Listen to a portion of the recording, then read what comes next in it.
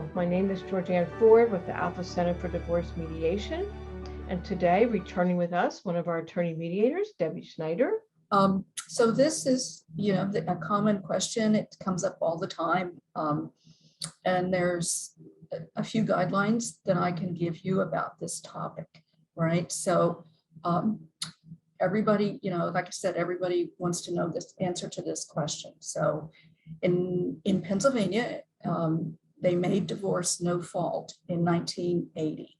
So it's been a number of years since this was enacted. And so Debbie, this is definitely a topic of how long will my divorce take, right?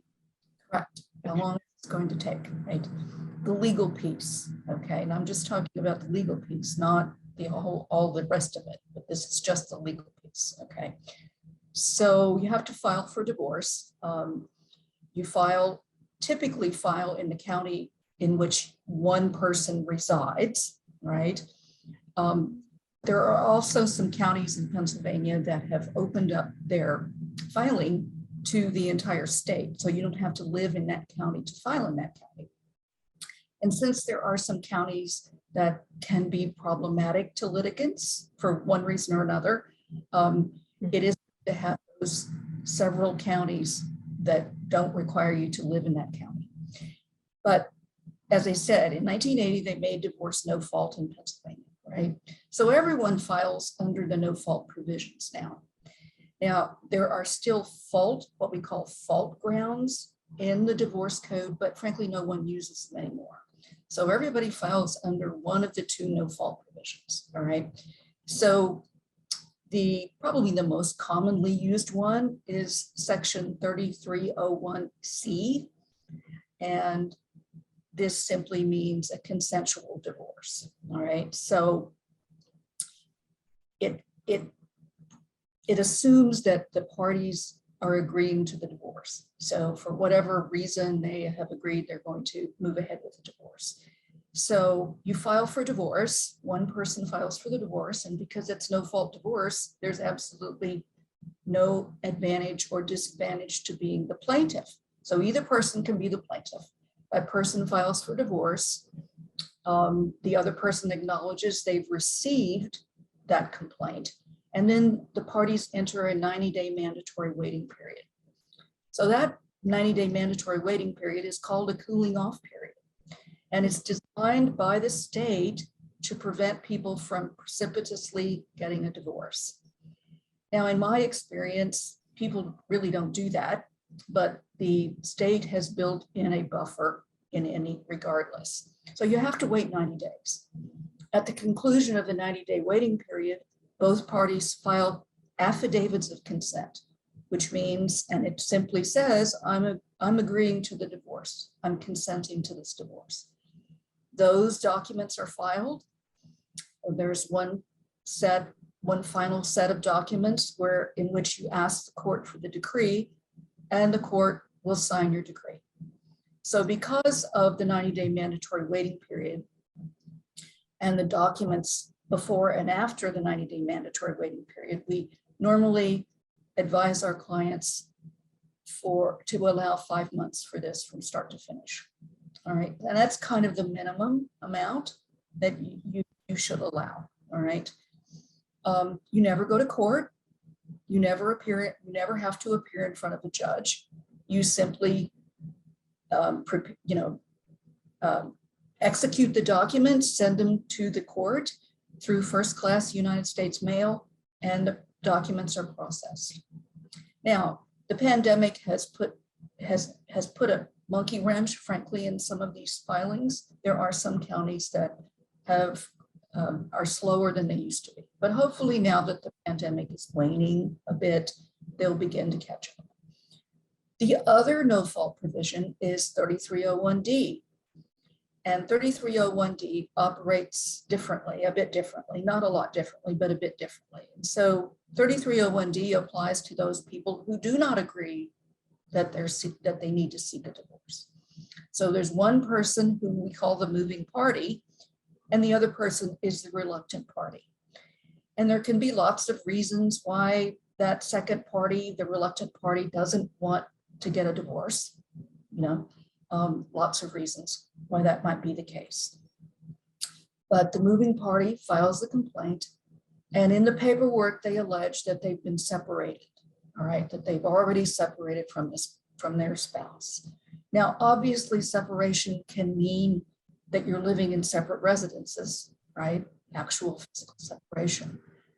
But you can also be something that's called legal separation, which means that the two parties may agree that they're separated, or one person can declare that they're separated, all right? So one person can write a letter or send an email or declare that they're separated, right?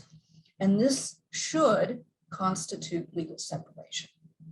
Now, you can imagine that if one person is very much against the divorce, this can create a lot of potential disagreements between the parties, right? That we may be living in the same house, and we're not really separated, right? So this can cause disagreement. But what I want you to understand is that once a separation is documented and it's been in existence for 1 calendar year, that moving party can go to court and receive their divorce. All right. So what I want people to understand is no judge sitting anywhere in any courtroom in Pennsylvania is going to make two people stay married. Right. And so that's the important piece, right? Again, if this was pushed to its absolute limit, you probably would be looking at a court hearing. And a judge would have to make that final determination. But if there's no disagreement about the reality of a separation, then a divorce will be granted. At the Office Center, most of our clients are filed under the 3301C provisions because in mediation, they're obviously in agreement that they're seeking a divorce, right? Now, in mediation, though, occasionally I've had clients who want to file under the D provision. One of the favorable pieces of the D provision is that there's only a 20-day waiting period, right? So we have couples who come into mediation and have been separated informally for a period of time. And if it's more than a year, we can get an even quicker divorce than a C divorce. So that's one of the nuances of these no filing provisions. So do you have questions with me, Georgianne? Yeah. So there's no, I just want to go back to, there's no 90-day waiting period if in fact one of us, if I was the moving party or my spouse was, and said, you know, I want a legal separation, there's no waiting period after, because we've been separated for a year though. The waiting period is reduced to 20 days. Because the legal separation was filed? Well, I should just make a distinction. There's no such thing as legal separation in Pennsylvania. Ah. You're either married or you're divorced. Okay. So when I use the term legal separations, I'm simply using a term of art that describes a couple who are still residing together, but have declared themselves separated. All right. So that's an important distinction we need to make. Right. Yeah. Okay. So you can just get a quicker divorce under the D provision if there has been a separation of a year or more. Okay. Yep. Thanks for the clarity on that one. I think a lot of it was pretty straightforward. So I mean, I don't have a lot of questions, but I'm trying to think if there's anything our audience would be wanting to ask. Just listening to this again, we'd probably pick up on different pieces that I missed the first time or they missed the first time. And that would be my suggestion, because it was simple, but told us, you know, how long. And I heard, just tell us again, in the average, if you file the first one, the no fault. Okay, so in most counties, a 3301C divorce includes 90-day mandatory waiting period. So you're looking at a minimum of 5 months, right? Because there's 2 sets of documents that have to be submitted before the 90 days starts. And there's 2 sets after the 90 days has expired. So you need to allow 5 months. And many of our clients are perfectly okay with that, because at the Office Center, we do our mediations first.